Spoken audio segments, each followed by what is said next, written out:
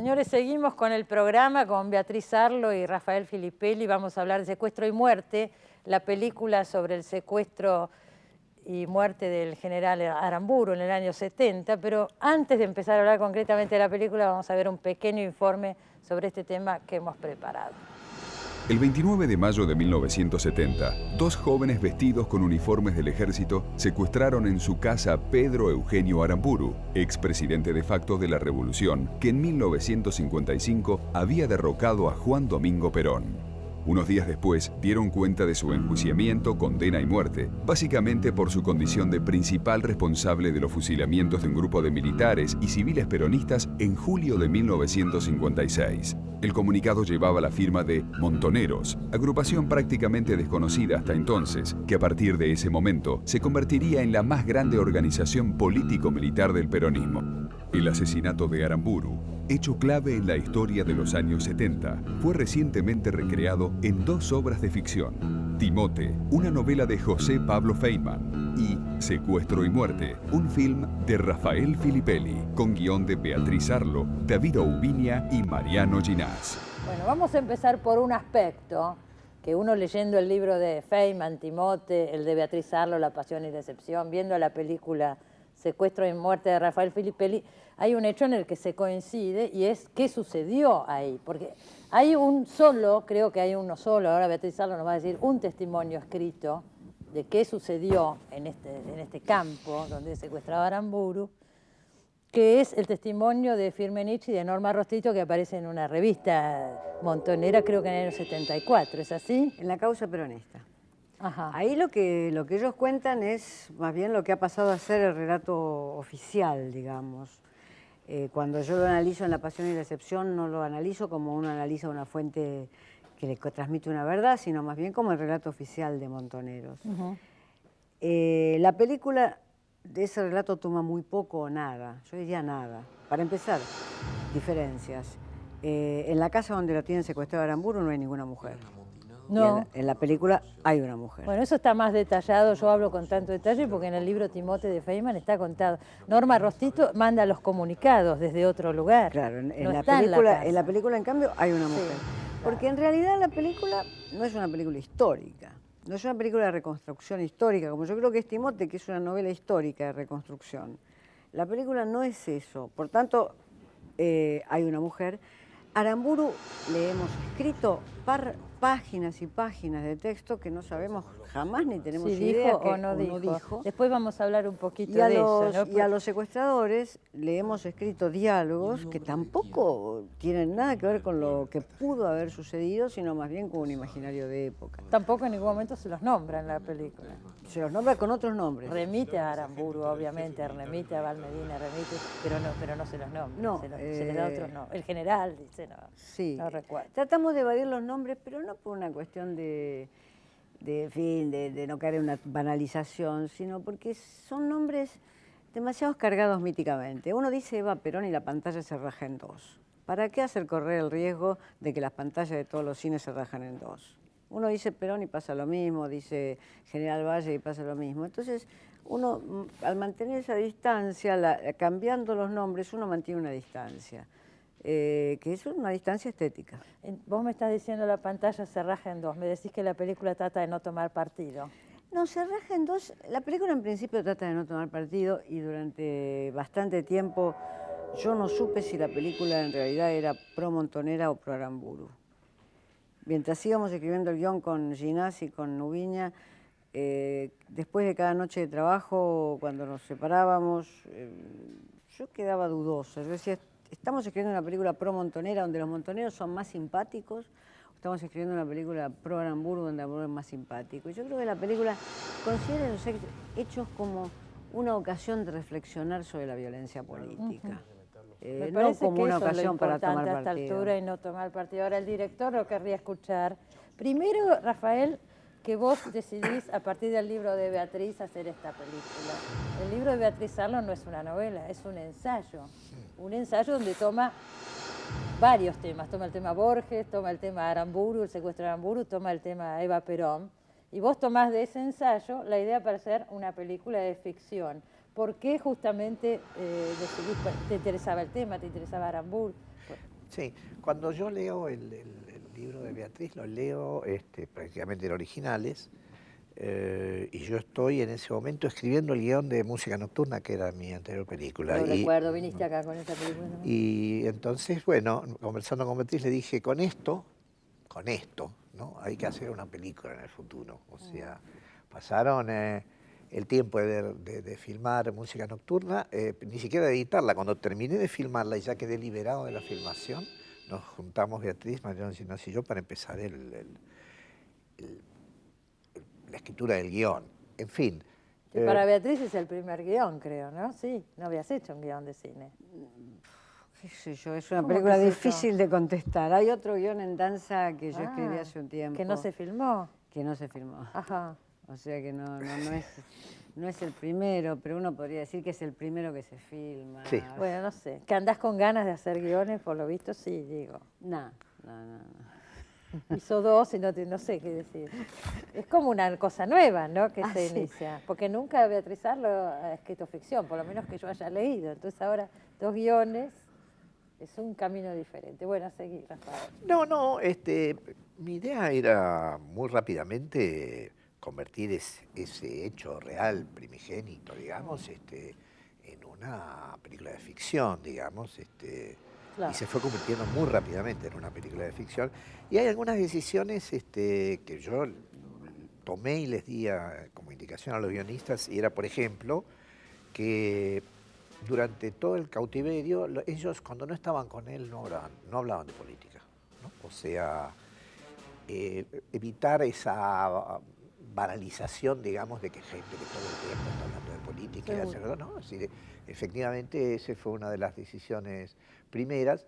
Y la verdad es que los guionistas seguramente han trabajado mucho, y sobre todo Beatriz, la época que yo no he leído nada, absolutamente nada. No leí La causa peronista, es más, no me interesaba leerla tampoco. Me interesaba esa especie de tragedia, digamos. Como un drama humano. Sí. Ahora, se ha dicho que esta es una película, yo lo he leído, ustedes lo habrán leído también, se dijo que es una película gorila. Sí. ¿Vos compartís lo que dice Beatriz, que es una película que no...? No, yo no voy a opinar sobre eso porque no sé qué es, la verdad es que no sé. Yo lo que más bien te podría decir es que no se había visto la película, ya se decía que era gorila, por lo tanto, frente a esa zona del prejuicio es imposible decir nada, que digan lo que quieran, qué sé yo, ¿creen que es una película gorila? Bueno. Es decir, obviamente es como la autoprofecía realizada. Después van o no van a ver la película y se encuentran con aquello que querían que la película fuera. Claro. Frente a eso yo no te puedo hacer nada, ni pienso discutir nada, y la verdad es que, en fin, así está. No. Está como está. Sí, no me interesa el tema, además, ¿verdad? Aramburu se explica en un momento, cosa que seguramente debe haber sucedido. Estos diálogos, si no fueron así, de alguna manera fueron, o sea, que han debatido, han hablado, y Aramburu se explica, y explica hechos tremendos, como pueden ser los fusilamientos de José León Suárez o la desaparición del cadáver de Eva, como necesarios políticamente por la época, una cosa por el estilo, ¿no es cierto? Sí. Habría que ver si eran necesarios para la época, porque inicia una escalada de violencia que después se continúa sobre él mismo, digo, y más adelante. En primer lugar, yo creo que el drama argentino comienza en 1955. El drama argentino comienza en 1955 y ese drama fue protagonizado por Aramburu, que fusiló al general Valle y a otras 40 o 50 personas más.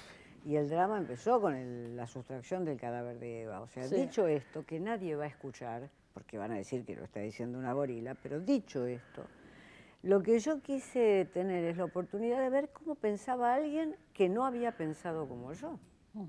Esto es interesante porque hacer discurrir en una película a alguien que piensa como yo es bastante sencillo. Ahora, meterse en la cabeza de un general de la nación, que en ese momento, en 1970, en realidad lo que quería era hacer una alianza con Perón y ver cómo salía Argentina adelante.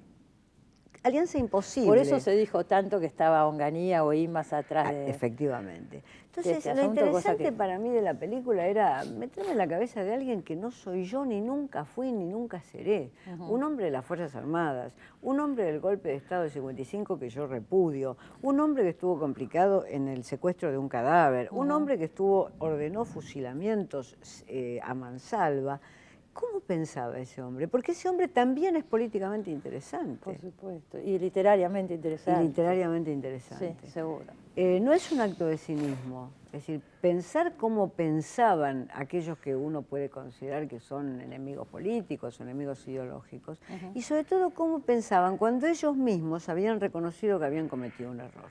Porque en 1970 Aramburu ya había reconocido que había cometido un error. Entonces a mí no me gusta escribir sobre mí misma. Todos mis ensayos son más bien meterme en la cabeza de los otros. No me gusta repetir mi identidad. No me gusta narcisísticamente reflejarme en la pantalla, en el espejo o en la página que repita mi identidad. Prefiero ver las diferencias que tengo con los otros. De todas maneras, en este libro en el que se basa la película, que es La Pasión y la Excepción, recuerdo, Beatriz, inclusive me acuerdo cuando salió el libro, que fue en 2003, que viniste acá al programa, y hablábamos de esto, que vos en el momento, ahí remitís a vos y decís, en el momento en que secuestraron a Aramburu, yo festejé, Totalmente. yo me alegré, y me analizo también yo desde ahí, ¿no sé? Que como yo también fui cambiando. Totalmente. Hoy repruebo un yo hecho del que yo me alegré. Obviamente, si yo cambié, yo que era una persona de cuarta categoría, era un militante así, si yo cambié, puedo concebir también lo que pasó en la cabeza política de un militar como Aramburu. Entonces quiero ver qué pasó. Pasó en el sentido más literal, qué iba pasando por esa cabeza.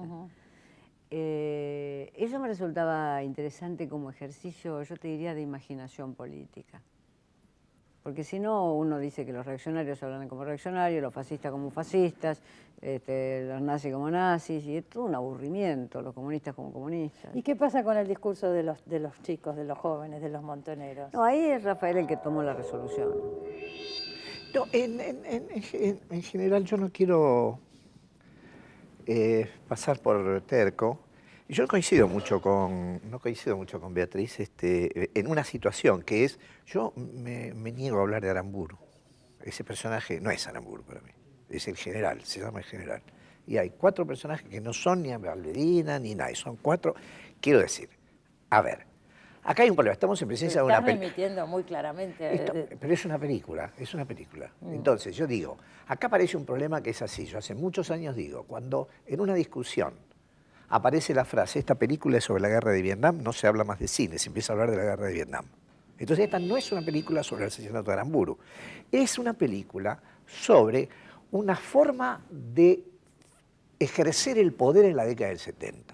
A partir de ahí podemos conversar todo lo que sea. Yo me voy a negar a hablar de Aramburu, porque para mí el personaje no es Aramburu. Y te digo por qué, Cristina, porque a mí Aramburu y los montoneros, de los cuales he hablado, me caían muy antipáticos ambos.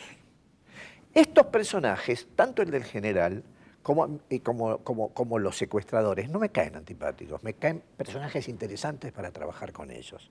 Entonces, yo tengo otra visión de la película, y que no tiene que ver con Aramburu, los montoneros ahora, y todo eso.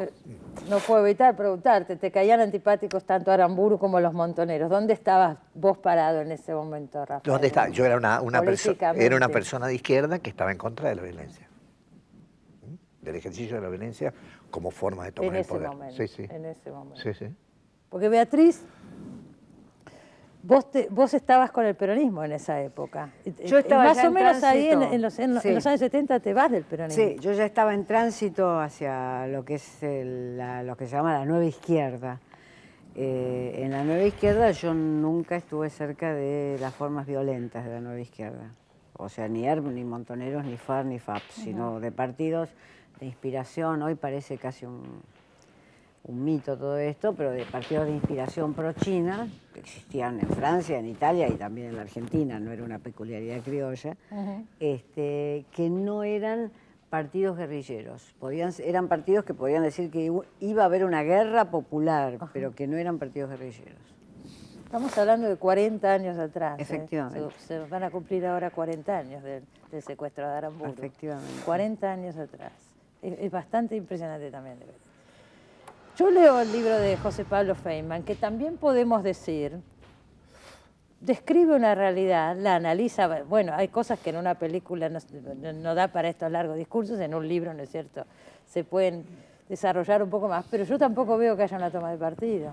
trata de explicar a las dos partes. Me parece que un hecho como este, que vos misma has definido como fundacional o algo por el estilo de la historia argentina, que marca un antes y después, Rafael dice, bueno, yo no estoy hablando de eso, pero remite a algo tan fuerte que es muy difícil separarlo. Totalmente. Yo creo que ahí el problema es desde dónde se enuncia, y yo creo que Rafael lo dijo con claridad. Del libro de Feynman, que ideológicamente yo diría que tiene también una posición ecuánime, como la película. Bastante similar. Bastante ecuánime como la película de Rafael.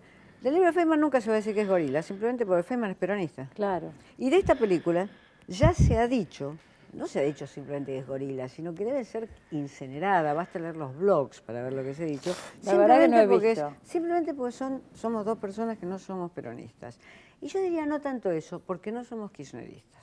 Los han atacado mucho en los blogs. Muchísimo, muchísimo. De todas maneras, más allá de los blogs y todo esto que vos viste, yo la película la vi en el Bafisi, se dio en la inauguración del Bafisi, se volvió a dar al día siguiente, ahí la vi yo y creo que se dio una vez más. No, se dio en prensa y se dio... Ah, porque yo la debo haber visto en prensa. Claro, el se sábado. dio 2 o 3 veces. Sí, 3 veces fue. El día de la inauguración, el sábado y el domingo. El sábado para prensa y el domingo la única función para el público. Abierta. A mí me llamó mucho la atención el día que yo fui, bueno, el público del Bafisi normalmente hay mucha gente joven, ¿no? Digo, la mayoría eran chicos jóvenes, digo, que no han vivido esta historia, porque esta historia está muy teñida para nosotros, nos marca épocas que hemos vivido con mucha intensidad en el país. Digo, pero por ahí tiene razón Rafael, está hablando de un general o de un grupo armado, y por ahí para los jóvenes puede tener esa lectura. No sé cómo lo viviste vos.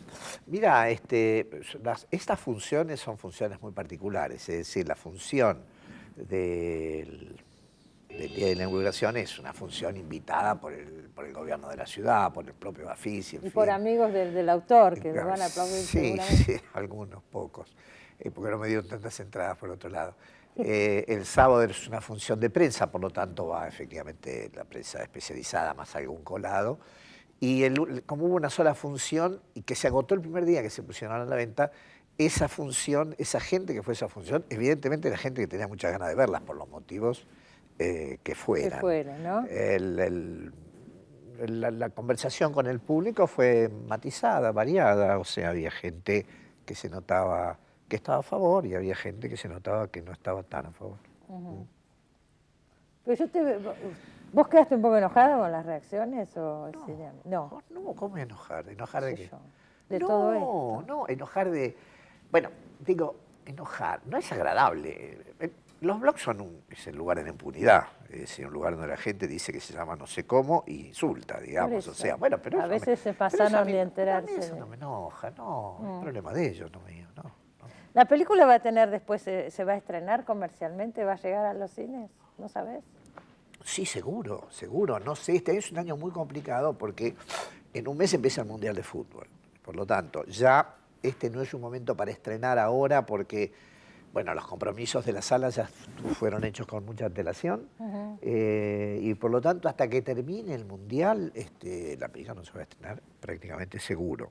Y después, bueno, yo estoy hablando con el distribuidor a ver en qué mes sería el más conveniente. Este es un año además donde van a salir muchas películas importantes del cine argentino, o por lo menos películas que pueden llegar a ser taquilleras, como la de Trapero, ya salió la de Burman, van a salir 2 o 3 películas más, Caetano, en fin, van a salir 2 o 3 películas más que son fuertes. Entonces va a haber que manejar el asunto de la salida de la película con bastante prudencia, para no hacer un desastre.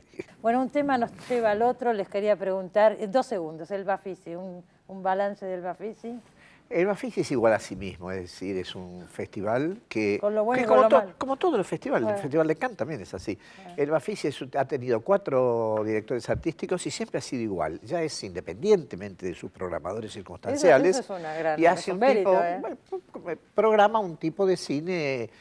bueno, alternativo, distinto, joven, en fin, y este año ha sido el más fuerte de todos, dado que incluso los más especialistas del Bafisi desconocían las películas que se iban a dar, o sea que fue un año bastante experimental. Y creció en público, he leído que llegó 10% más. Un 10% Sí, más. sí. Bueno, les agradezco que hayan venido, me tengo que ir al corte. Gracias. Chao. Enseguida volvemos.